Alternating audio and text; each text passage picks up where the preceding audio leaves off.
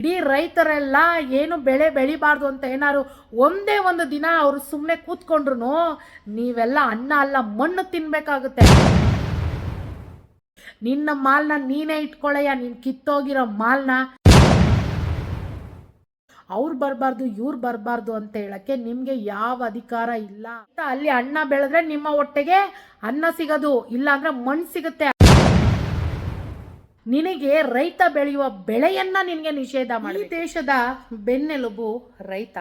ಅಂತಹ ರೈತ ಈ ನಾಡಿನ ಸಂಸ್ಕೃತಿ ಸಂಸ್ಕಾರದ ಹೆಗ್ಗುರುತಾಗಿರುವಂತಹ ಪಂಚೆಯನ್ನುಟ್ಟು GT ಮಾಲ್ ಹತ್ರ ಬಂದರೆ ಆತನಿಗೆ ಪ್ರವೇಶ ನೀಡದಿರ ಅವಮಾನಗೊಳಿಸಿರುವಂಥದ್ದು ಬಹಳ ಖಂಡನೀಯ ಸ್ನೇಹಿತರೆ. ನಮಸ್ಕಾರ ಸ್ನೇಹಿತರೆ, ನಾನು ನಿಮ್ಮ ಪ್ರೀತಿಯ ಕನ್ನಡತಿ ಶ್ವೇತಾ ಮೋಹನ್ ಗೌಡ. ಇವತ್ತು ಬಹಳ ಒಂದು ಬೇಸರದ ಸಂಗತಿ ಅಂತಲೇ ಹೇಳ್ಬೋದು.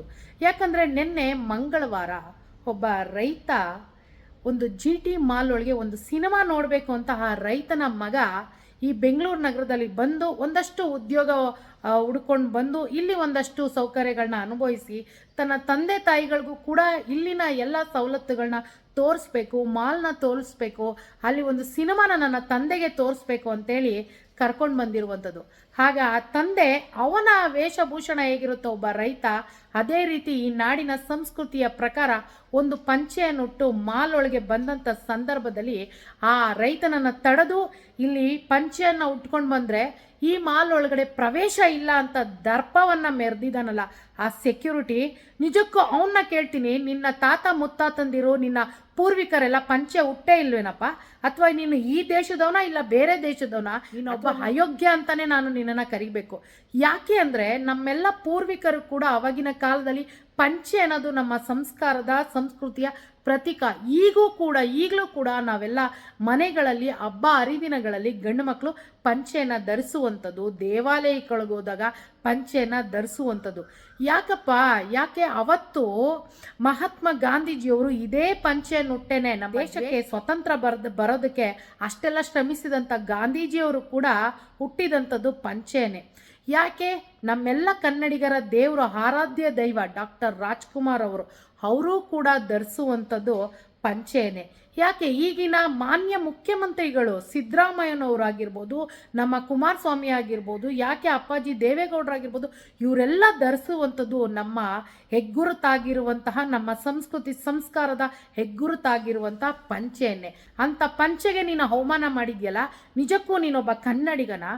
ನೀನು ರೈತರನ್ನ ನಿನ್ನ ಮಾಲೊಳಗೆ ನಿಷೇಧ ಮಾಡಿದ್ಯಲ್ಲ, ನಿನಗೆ ರೈತ ಬೆಳೆಯುವಂತಹ ಅನ್ನವನ್ನು ತಿನ್ನುವಂಥ ಯೋಗ್ಯತೆ ಇಲ್ಲ. ನಿನಗೆ ರೈತ ಬೆಳೆಯುವ ಬೆಳೆಯನ್ನ ನಿನಗೆ ನಿಷೇಧ ಮಾಡಬೇಕು. ಯಾಕೆ ಅಂದರೆ ಇವತ್ತು ಈ ನಾಡಿನಲ್ಲಿ ಪ್ರತಿಯೊಂದಕ್ಕೂ ನಾವೆಲ್ಲ ಹೋರಾಟ ಮಾಡಬೇಕು. ಅದರಲ್ಲೂ ಇತ್ತೀಚೆಗೆ ಈ ಮಾಲಿನ ಓನರ್ಗಳ ದುರಂಕಾರ ಅಟ್ಟಹಾಸ ದರ್ಪ ಮುಗಿಲೆತ್ತರಕ್ಕೆ ಏರಿದೆ ಅಂತಲೇ ಹೇಳ್ಬೋದು. ನಿಮಗೆ ಮಾಲ್ ಮುಂದೆ ಕನ್ನಡದ ನಾಮಫಲಕ ಹಾಕಿ ಅನ್ನೋದಕ್ಕೂ ಹೋರಾಟ ಮಾಡಬೇಕು. ನಿಮ್ಮ ಮಾಲ್ಗಳಲ್ಲಿ ಕನ್ನಡದ ಮಕ್ಕಳಿಗೆ ಉದ್ಯೋಗ ಶೇಕಡಾವಾರು ಉದ್ಯೋಗ ಸಿಗಬೇಕು ಅನ್ನೋದಕ್ಕೂ ಕೂಡ ಹೋರಾಟ ಮಾಡಬೇಕು. ಈಗ ಕೊನೆಗೆ ಯಾವಂತಕ್ಕೆ ಬಂದಿದ್ದೀರಿ ಅಂದರೆ, ನಮ್ಮ ನಾಡಿನಲ್ಲೇ ಇಟ್ಕೊಂಡು ನಮ್ಮ ನಾಡಿನ ಬೆನ್ನೆಲುಬಾಗಿರುವಂತಹ ರೈತ ಅವನು ಅಲ್ಲಿ ಶ್ರಮಪಟ್ಟು ಪಂಚೆ ಉಟ್ಟು ಅಲ್ಲಿ ಬೆಳೆ ಬೆಳೆದ್ರೇನೆ ಸ್ವಾಮಿ ನಿಮ್ಮ ಹೊಟ್ಟೆಗೆ ಅನ್ನ, ಇಲ್ಲಾಂದರೆ ಮಣ್ಣು ತಿಂತೀರಾ ನೀವು? ರೈತ ಅಲ್ಲಿ ಅನ್ನ ಬೆಳೆದ್ರೆ ನಿಮ್ಮ ಹೊಟ್ಟೆಗೆ ಅನ್ನ ಸಿಗೋದು, ಇಲ್ಲಾಂದ್ರೆ ಮಣ್ಣು ಸಿಗುತ್ತೆ. ಅರ್ಥ ಮಾಡ್ಕೊಳ್ಳಿ. ಅಂಥ ರೈತನಿಗೆ ಅಪಮಾನ ಮಾಡ್ತಿದ್ದೀರಲ್ಲ ಈ ಮಾಲೀಕರು ಮತ್ತು ಈ ಸೆಕ್ಯೂರಿಟಿಗಳೆಲ್ಲ. ನಿಮ್ಮ ಮಾಲೀಕರನ್ನ ಮೆಚ್ಚಲಿಕ್ಕೋಸ್ಕರ ನೀನು ಇವತ್ತು ಒಬ್ಬ ರೈತನಷ್ಟೇ ಅಲ್ಲ ನೀನು ಅವಮಾನ ಮಾಡಿರೋದು, ಇಡೀ ಕನ್ನಡಿಗರಿಗೆ ಅವಮಾನ ಮಾಡಿದ್ಯಾ. ಜೊತೆಗೆ ಇಡೀ ರೈತರ ಅವರ ಒಂದು ಸಮುದಾಯಕ್ಕೆ ನೀನು ಅವಮಾನ ಮಾಡಿದ್ಯಾ ಅಂತಲೇ ಹೇಳ್ಬೋದು.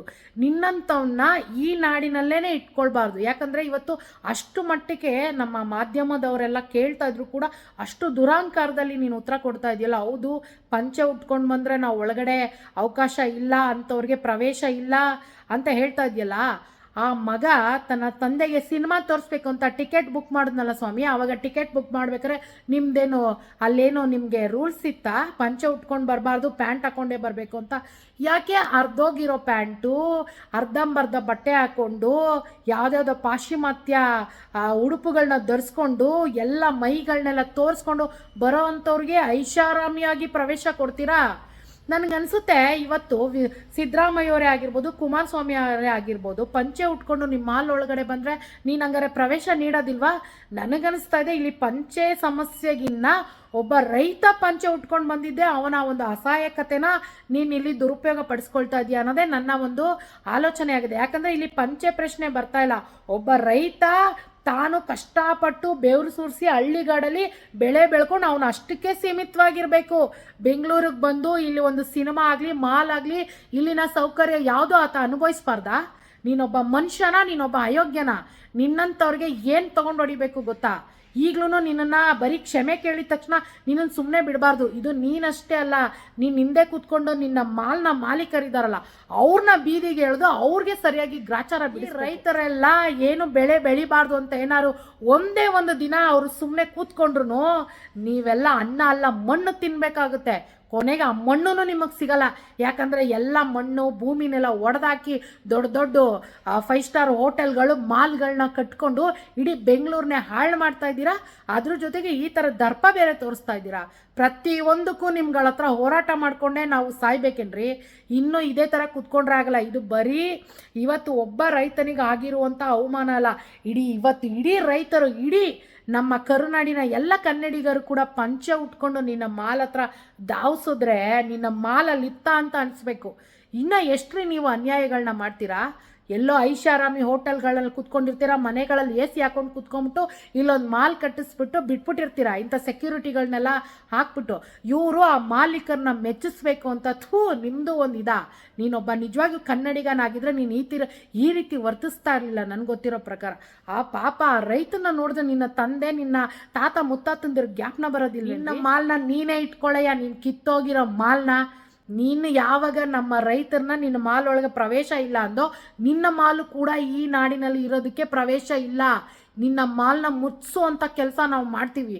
ಯಾಕಂದರೆ ಇದು ಚಿಕ್ಕ ವಿಚಾರ ಅಲ್ಲ. ಇವತ್ತು ಇದೇ ಥರ ಬಿಟ್ಟರೆ ನಾಳೆ ಇಡೀ ಕನ್ನಡಿಗರಿಗೇ ನಿನ್ನ ಮಾಲಲ್ಲಿ ಅವಕಾಶ ಇಲ್ಲ, ಕನ್ನಡದ ಮಕ್ಕಳಿಗೆ ಉದ್ಯೋಗ ಇಲ್ಲ ಅಂಥೇಳಿ ನಿಮ್ಗೆ ಇಷ್ಟ ಬಂದಂಗೆ ಮೆರೆಯೋದಕ್ಕೆ. ಇದು ಬೇರೆ ರಾಜ್ಯ ಅಲ್ಲಪ್ಪ, ಇದು ಕರ್ನಾಟಕ. ಇಲ್ಲಿನ ಸಂಸ್ಕೃತಿ ಸಂಸ್ಕಾರದ ಪ್ರತೀಕವಾಗಿ ನಡ್ಕೊಂಡ್ರೆ ನಿಮಗಿಲ್ಲಿ ಜಾಗ. ಅದನ್ನು ಬಿಟ್ಟು ನಿಮ್ಮ ದರ್ಪ ದುರಾಂಕಾರನೆಲ್ಲ ನಮ್ಗಳ ಹತ್ರ ತೋರ್ಸಕ್ಕೆ ಬಂದರೆ ಸರಿ ಇರೋದಿಲ್ಲ. ಇವತ್ತು ಆ ರೈತನಿಗೆ ಆಗಿದ್ದಂಥ ಅಪಮಾನವನ್ನು ಖಂಡಿಸಿ ನಮ್ಮ ಕರ್ನಾಟಕ ರಕ್ಷಣಾ ವೇದಿಕೆ ವತಿಯಿಂದ ಹಾಗೆ ರೈತ ಮುಖಂಡರಾದಂತಹ ಕೋಡಿಹಳ್ಳಿ ಚಂದ್ರಶೇಖರ್ ಅವರ ನೇತೃತ್ವದಲ್ಲಿ ಒಂದಷ್ಟು ಕಾರ್ಯಕರ್ತರು ನಮ್ಮ ಕರವೆಯ ಮುಖಂಡರು ಹೋಗಿ ಆ ಒಂದು ರೈತನ ಪರವಾಗಿ ನಿಂತು GT ಮಾಲ್ ಎದುರುಗಡೆ ದೊಡ್ಡ ಮಟ್ಟದಲ್ಲಿ ಹೋರಾಟವನ್ನು ಮಾಡಿ, ಜೊತೆಗೆ ಪೊಲೀಸರು ಕೂಡ ಬಂಧಿಸಿದ್ದಾರೆ.